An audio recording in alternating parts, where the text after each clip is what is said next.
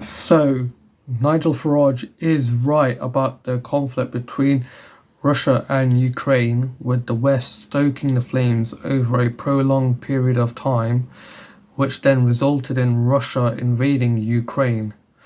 I will be talking about an angle that not many people have taken into account as to why this conflict is detrimental to the United Kingdom. But first, I want to summarize my understanding of this conflict so you can see the context and approach I am coming from. Ukraine was originally part of Russia. They split. There are Russians living in Ukraine and vice versa. They're basically like a sister nation or like a parent-child nation. Russia, a superpower, has been at odds with the United States for a pretty substantial amount of time. Back then, Russia was known as the Soviet Union, and the United States would train civilians in the neighboring nations to fight with the Soviets. These civilians eventually formed Al-Qaeda, the Taliban, and terrorists such as Osama bin Laden.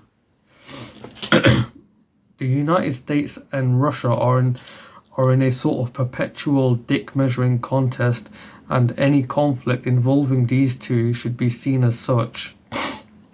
The United States has a history of using other nations as a proxy to fight for them without being directly associated with that conflict. The Ukraine situation is no different. However, Russia is not so innocent in this.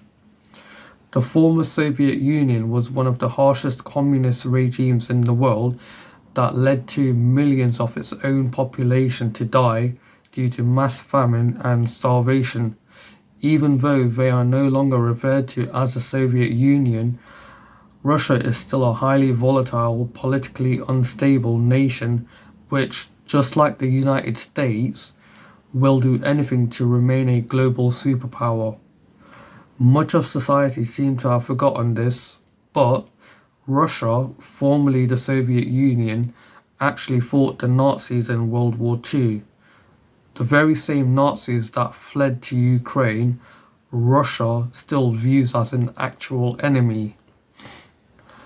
They aren't the Nazis as in today's standards, where if someone says something you disagree with, they're called a Nazi, but in the very real sense that they'll skin you alive, burn you alive, or commit horrendous acts of violence. They are not the sort of people you ought to be sympathizing with, or training, or giving weapons to. The other aspect about the Russia-Ukraine conflict is that the United States has been trying to get Ukraine to join NATO. Russia has repeatedly stated that in the past that there would be no conflict as long as NATO does not expand closer or into Russian territory. This would be the same as Russia trying to expand and claim Hawaii as a territory of Russia. However, Hawaii is part of the United States, so they would not take that lying down and issue a warning as they are looking for trouble, trying to claim land so close to the United States.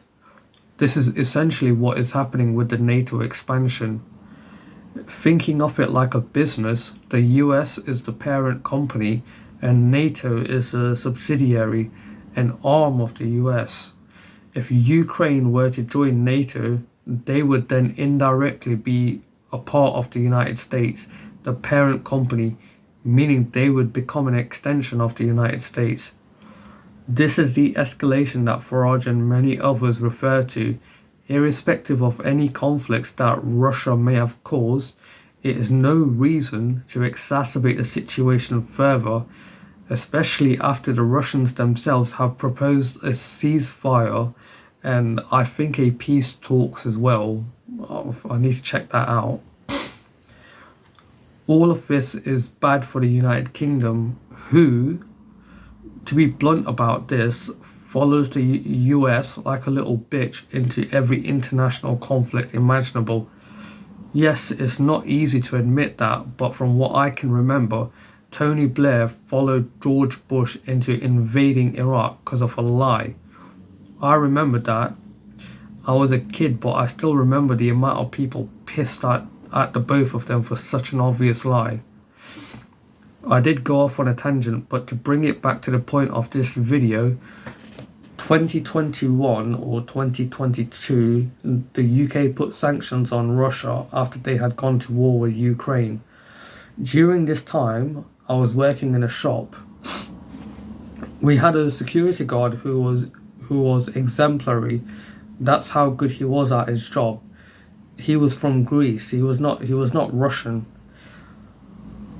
But because of the sanctions put on Russia by the United Kingdom and the rest of the Western world, there were anti-Russian gangs running around targeting people who appeared to be Russian. Or in this case, criminals and idiots who took advantage of the brewing conflict between Russia and Ukraine and decided to target anyone who had caused problems for them under the guise of being anti-Russian.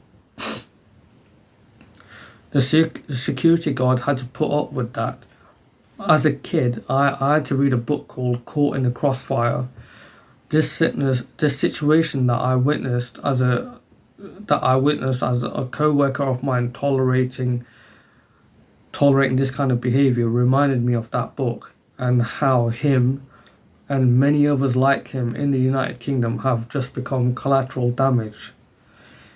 He wasn't politically involved or taking sides. He has no stake in this or in international conflicts. But still, the results of the media and the government jumping into a gangbang over putting sanctions on Russia had very real consequences for the working class in the country. So Farage is right that the West has had an involvement in creating and exacerbating the situation between Russia and Ukraine. Let me know what you think in the comments. Like, share, subscribe. Cheers.